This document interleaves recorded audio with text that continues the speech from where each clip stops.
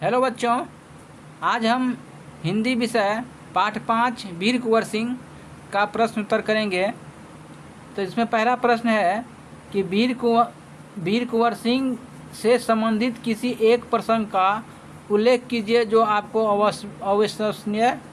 अविश्वसनीय लगता है।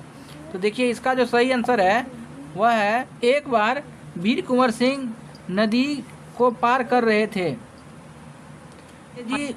फौज उनका पीछा करते हुए गंगा नदी के तट पर पहुंच गई। अचानक अंग्रेजों की गोली उनके दाहिने हाथ में लगी। बिना एक क्षण के देरी किए बाबू कुंवर सिंह ने अपनी ही तलवार से उस हाथ को काटकर गंगा मैया को भेंट चढ़ा दी।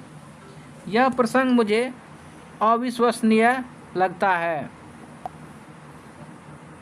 चलिए अब हम दूसरा प्रश्न देखते हैं। दूसरा प्रश्न है कि वीर कुंवर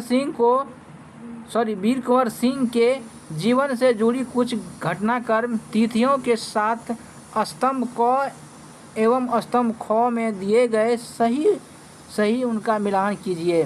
तो देखिए, ये हो गया स्तंभ क और ये हो गया स्तंभ ख। तो इससे इसको मिलान करना है। तो देखिए, पहला हो जाएगा वीर कुंवर सिंह द्वारा स्वाधीनता की विजय पताका फहराना। इसका हो जाएगा आपको 23 अप्रैल। और दूसरा को हो जाएगा दानापुर सैनिक छावनी को सैनिक टुकड़ी द्वारा विद्रोह 25 जुलाई। और तीसरा का हो जाएगा आपको 26 अप्रैल। और चौथा का हो जाएगा 13 अगस्त 1857। और पाँचवा का हो जाएगा 27 जुलाई 1857। ये आपका सही उत्तर है। देखिए, तीसरा प्रश्न है कि निम्नलिखित प्रश्नों के उत्तर एक वाक्य में दीजिए। पहला प्रश्न है कि वीर कुंवर सिंह का जन्म कहाँ हुआ था। तो वीर कुंवर सिंह का जन्म भोजपुर आरा जिला के जगदीशपुर गांव में हुआ था।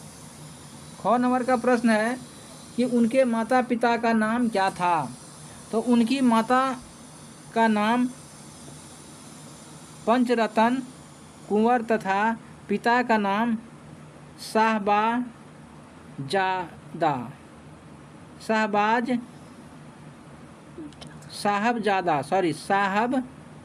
इसको पढ़ेंगे बच्चों, साहबजादा सिंह था।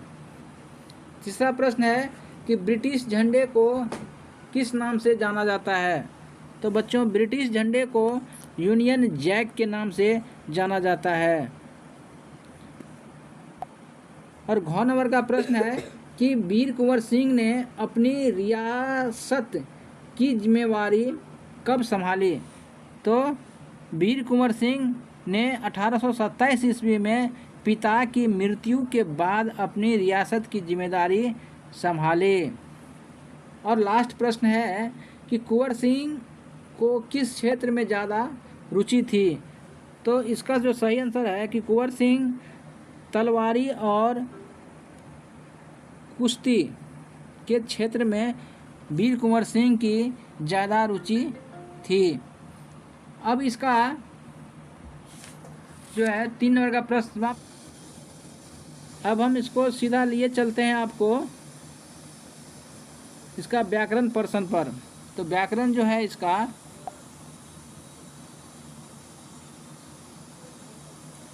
व्याकरण में देखिए, 1 नंबर में है आपको कि इन शब्दों के मानक उच्चारण कीजिए।